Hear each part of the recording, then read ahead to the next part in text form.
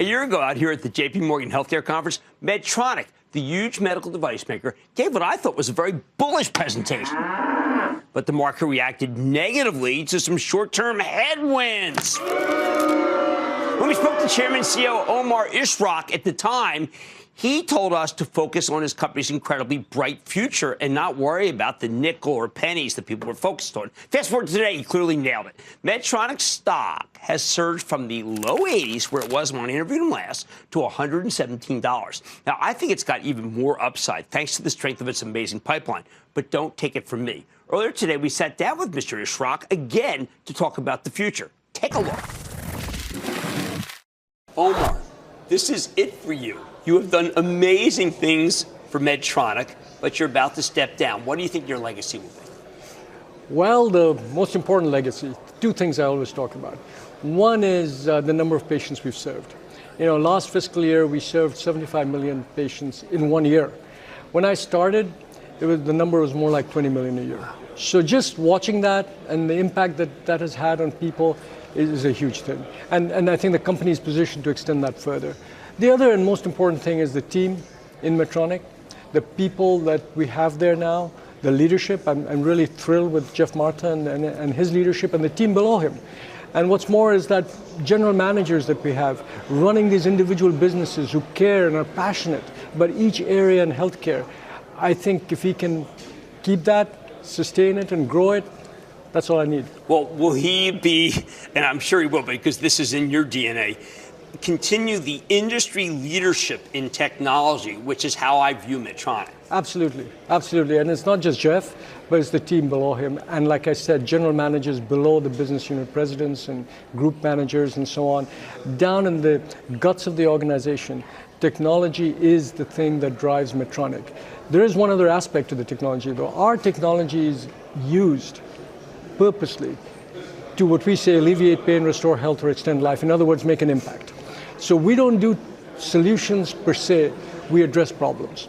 And that's in the culture of Medtronic, and I think that's what separates Medtronic from other technology companies, and one that guarantees a sustainable future.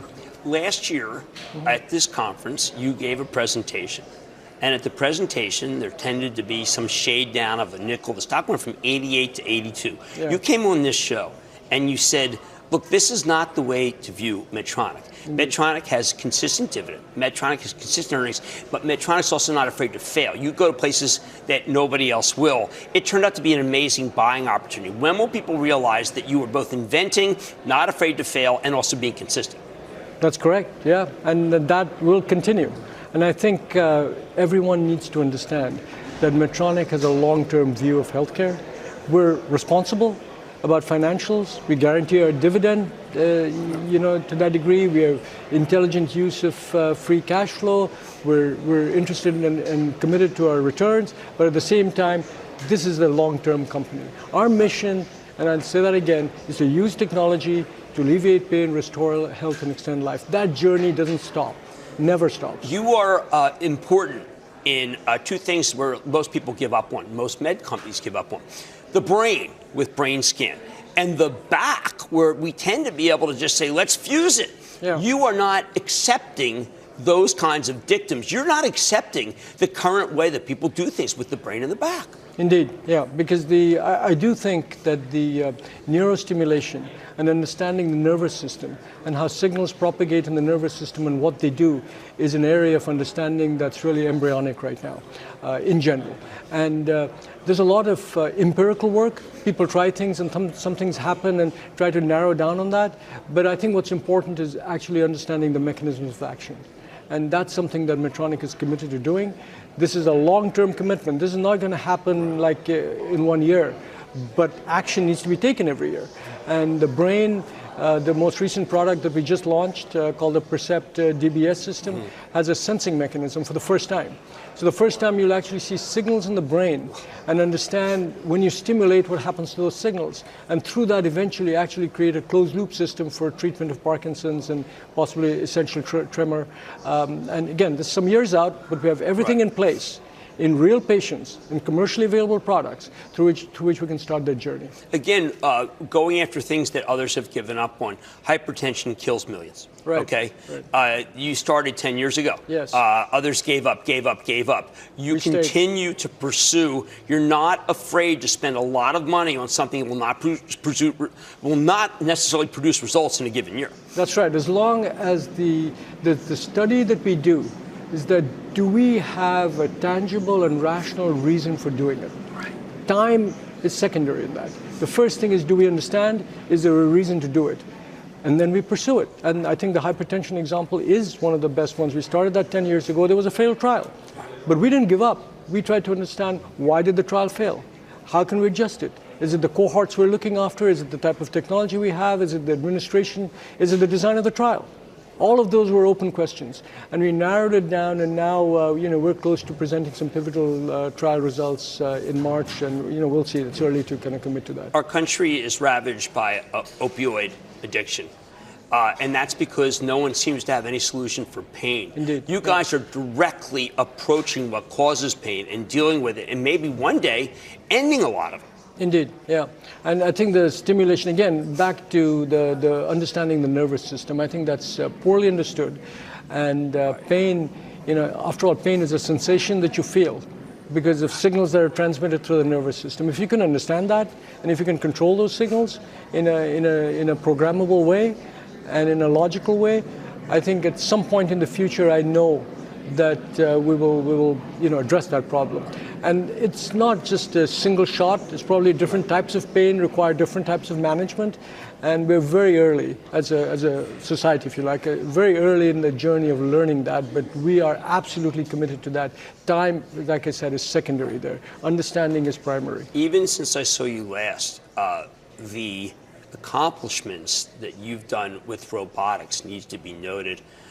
You are also saving the system from error, saving the system from being inexact. That acquisition of Mazor paid off. Indeed, yeah. It's only beginning to pay off. Let's put it that way. Tell people what it's doing, where it's being used. It's being used in major centers. The U.S. is the main area, and most major centers in the U.S., without naming any, have one of those. The desire for that is pretty high. Mm-hmm. But most importantly, what it does is it makes the procedures consistent. It gives you quantitative data as to how to manage the procedures. There's a planning aspect to this thing, which most systems don't have. And increasingly now we're integrating it with other technologies, such as our navigation system and eventually our imaging system, through which the power of that robot will really increase. But it's also important to recognize that robotics isn't a general answer to everything. The robots will be different. This is a spinal robot. We're also working on a general surgery robot. There's a cranial robot. There will be others. And just like surgeries are different procedures, robots need to be optimized to do certain things. And Mazor is our first step into it. We're delighted with the results that we're seeing. And our spine business this last year, ever since I've been here, has had its strongest year. Well, and the robot has played a big role in that. Well, it's also mad money. You have 275% return since you came in 2011. That's a remarkable return. And I cannot stress enough that you're not afraid to fail. You're going after the big areas, and yet you're still consistent. I want to congratulate you, Omar, for doing a great Thank you, Jim. job. That's Omar Ishceorak. He's the chairman and CEO of Medtronic, MDT. Remarkable company. Great work in your stewardship. Thank you very much, Jim. Thanks. Appreciate it. Don't miss a second of Mad Money. Follow @Jim Cramer on Twitter. Have a question? Tweet Cramer. #MadTweets. Send Jim an email to madmoney@cnbc.com or give us a call at 1-800-743-CNBC. Miss something? Head to madmoney.cnbc.com.